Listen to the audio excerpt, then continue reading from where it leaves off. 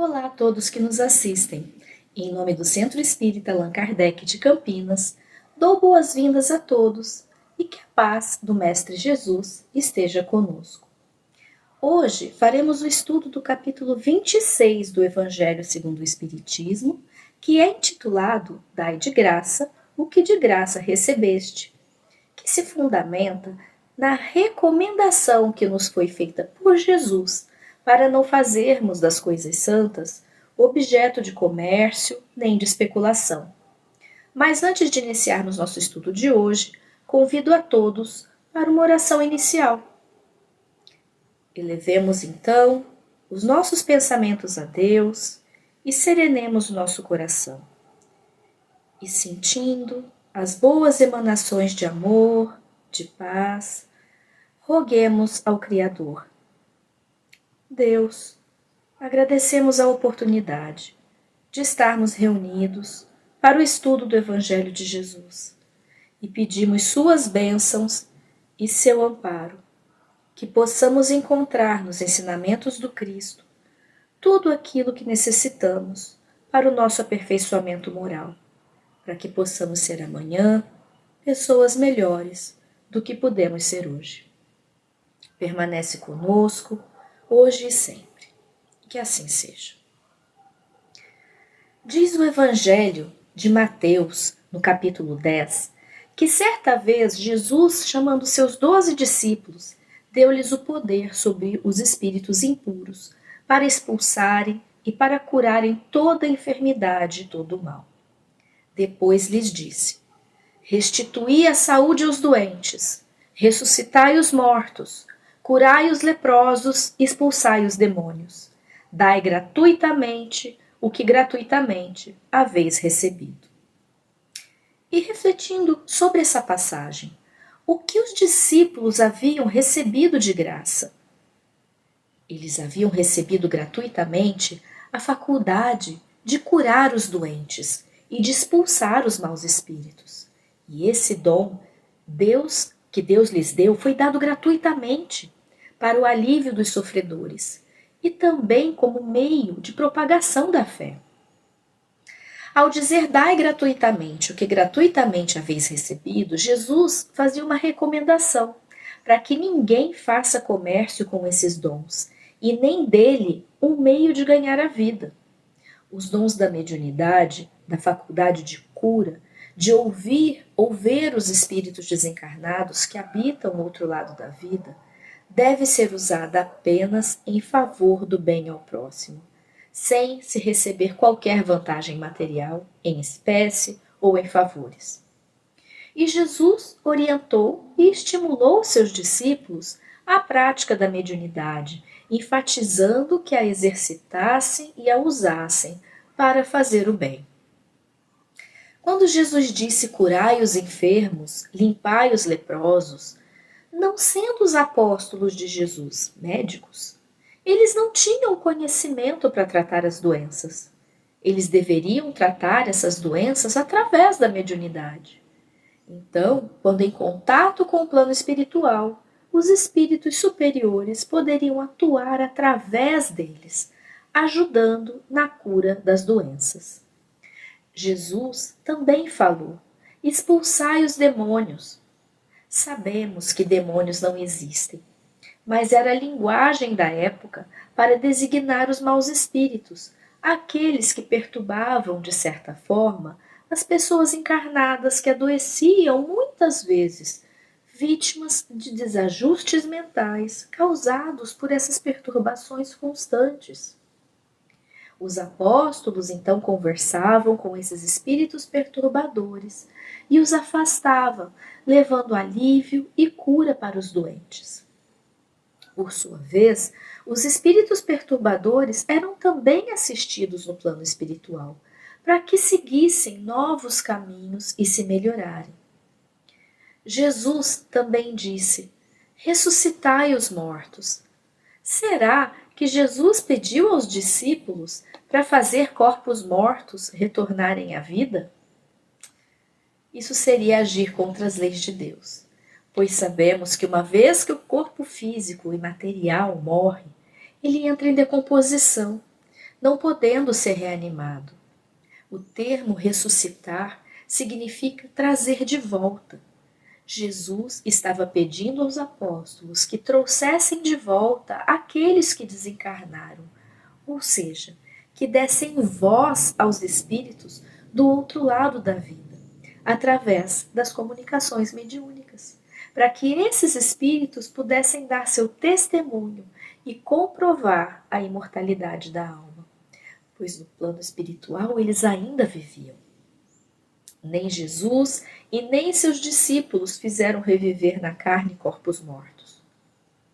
Mas por que então lemos no Evangelho passagens como a de Lázaro?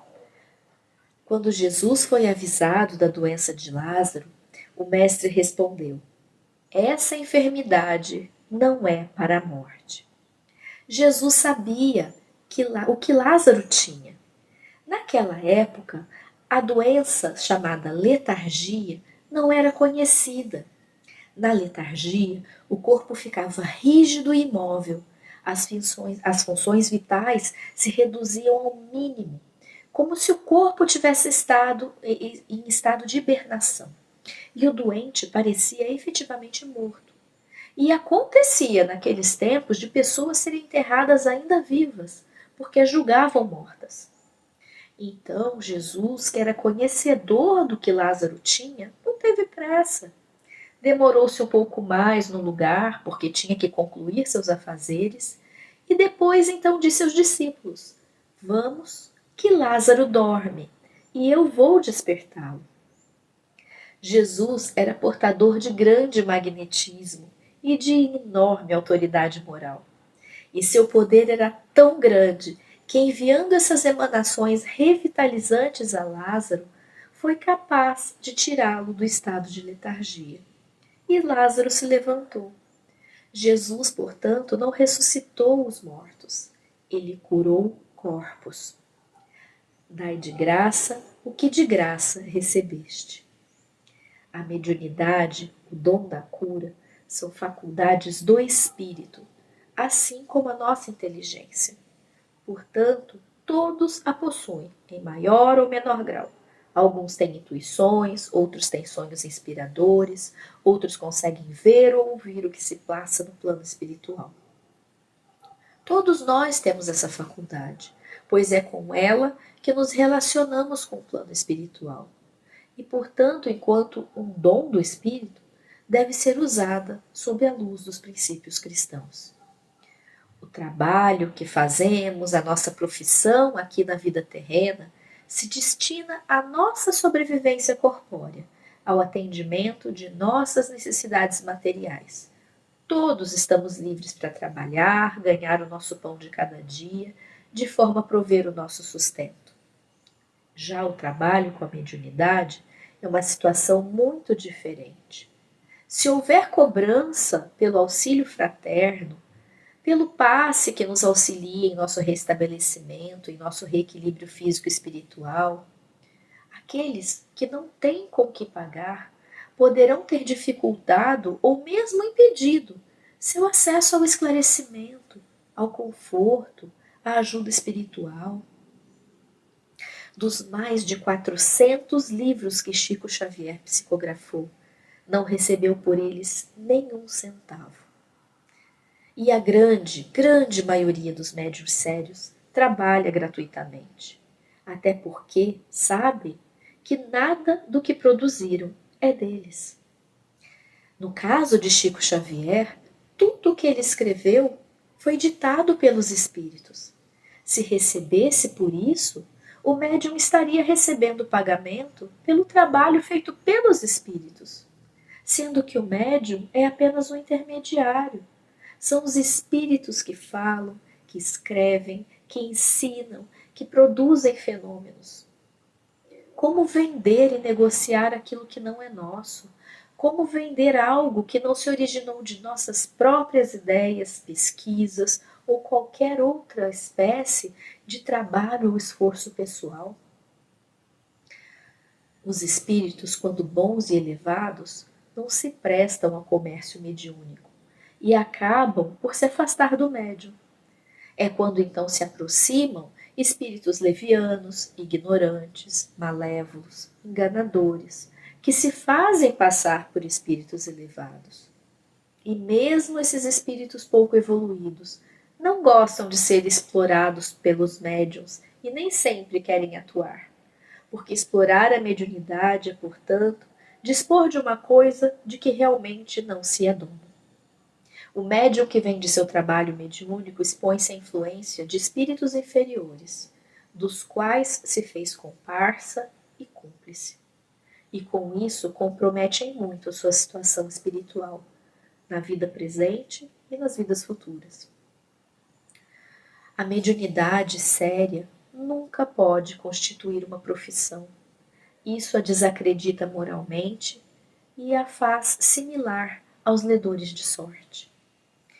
Foi justamente esse tráfico degenerado em abuso, explorado pelo charlatanismo, que foi a razão que levou Moisés a proibir, naquela época, a mediunidade, antes da vinda de Jesus à Terra. E só muito mais tarde, o Espiritismo, compreendendo a feição honesta desse fenômeno, elevou a mediunidade ao grau de missão. A mediunidade é coisa santa, que deve ser praticada seriamente, religiosamente e, acima de tudo, gratuitamente. O médium que exerce sua faculdade como Jesus recomenda, sem interesses materiais ou egoístas, poderá acelerar o próprio progresso, se beneficiando do convívio com bons espíritos e da proteção deles, em virtude dessa tarefa do bem ao qual se dedica. Dar de graça o que de graça receber é também um alerta de Jesus para que não façamos mau uso das faculdades da alma, que devem ser usadas sempre para o bem, com um propósito maior de servir, de auxiliar, sempre em harmonia, em consonância com as leis de Deus.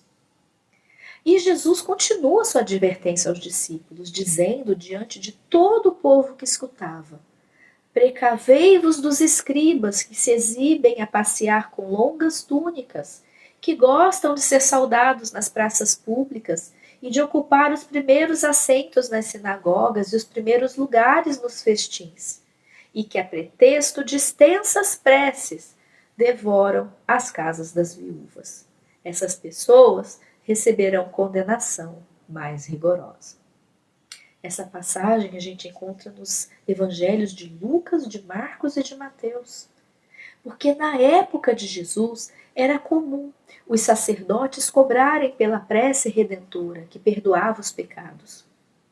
Eles afirmavam que, como mensageiros de Deus, apenas a prece feita por eles e através deles poderia garantir um pedaço do reino dos céus àqueles que pagassem pela oração dos sacerdotes.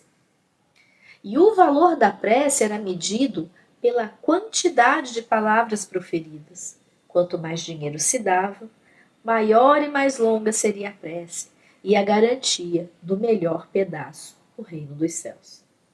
E dessa forma, aquelas pessoas que não podiam pagar viviam sempre com medo da condenação ao fogo eterno, porque não tinham como comprar seu ingresso, seu pedaço no céu. A prece é ato de caridade, é amor que transborda do coração. Deus não mede as suas graças pelo número das palavras ditas. E qual é o mérito daquele que compra uma prece? Com que fervor essa prece está sendo dirigida a Deus? Provavelmente nenhum. Porque ao pagar para que outro faça a prece por ele, a pessoa está, na verdade, se desobrigando de fazer qualquer agradecimento, qualquer louvor a Deus Pai, nosso Criador. E Deus nos concede inúmeras bênçãos todos os dias.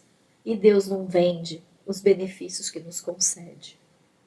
Se Deus, Pai perfeito, não cobra, por que nós, homens, cobraríamos pelas coisas espirituais? Por isso, a verdadeira casa espírita não cobra por qualquer assistência. Não cobra pelo passe, não cobra pelo acolhimento, não cobra pelo abraço fraterno, não cobra pelas lições que nos instruem, nos orientam. Há passagem no Evangelho de Marcos, no capítulo 11, versículos 15 a 18, que também pode ser encontrada no Evangelho de Mateus, no capítulo 21, versículos 12 e 13, que diz que certa vez, quando estava em Jerusalém, Jesus, entrando no templo, começou por expulsar dali os mercadores, que vendiam e compravam, derrubou as mesas dos cambistas e não permitiu que ninguém transportasse qualquer utensílio pelo templo. Nessa ocasião, Jesus disse aos que ali estavam: não está escrito que minha casa será chamada casa de oração por todas as nações? Entretanto, fizestes dela um covil de ladrões. Jesus expulsou do templo os mercadores, condenando assim o tráfico das coisas santas sob qualquer forma. Porque Deus não vende a sua bênção, nem o seu perdão, nem a entrada no reino dos céus. E se Deus não coloca preço em suas coisas, que direito tem o homem de lhe estipular a cobrança de qualquer valor? A justiça de Deus é como o sol e existe para todos. Todos somos filhos de Deus, criados igualmente, à sua imagem e semelhança. Sendo assim, ninguém precisa de intermediário para dirigir-se a Deus e demonstrar o seu amor, a sua gratidão. Nós demonstramos nosso amor a Deus não apenas quando oramos. Madre Teresa de Calcutá dizia que as mãos que ajudam são mais sagradas do que os lábios que rezam. Então, nós estamos louvando a Deus quando nos dispomos a abraçar, a transmitir boas vibrações, bons pensamentos, bons sentimentos para os que estão à nossa volta, sem receber nada em troca. Nós estamos louvando a Deus quando apenas ouvimos a quem precisa, sem interesse, quando nos dispomos a doar amor fraterno, amando até mesmo as pessoas que não gostam muito da gente. Estamos louvando a Deus quando distribuímos os inúmeros dons que temos, como a paciência, a alegria espontânea, a compaixão, quando nos doamos sem esperar nada de ninguém, nem mesmo de Deus. Quando assim agimos, recebemos o nosso justo salário, que vem sempre na forma de intensa paz interior, felicidade verdadeira, pelo serviço de amor prestado ao próximo. E não há salário maior do que esse. Que possamos, então, louvar e agradecer a Deus, não só através das nossas palavras, das nossas orações, mas também através das nossas ações. Desejo a todos uma boa semana e que o Mestre Jesus permaneça conosco, hoje e sempre. Fiquem com Deus.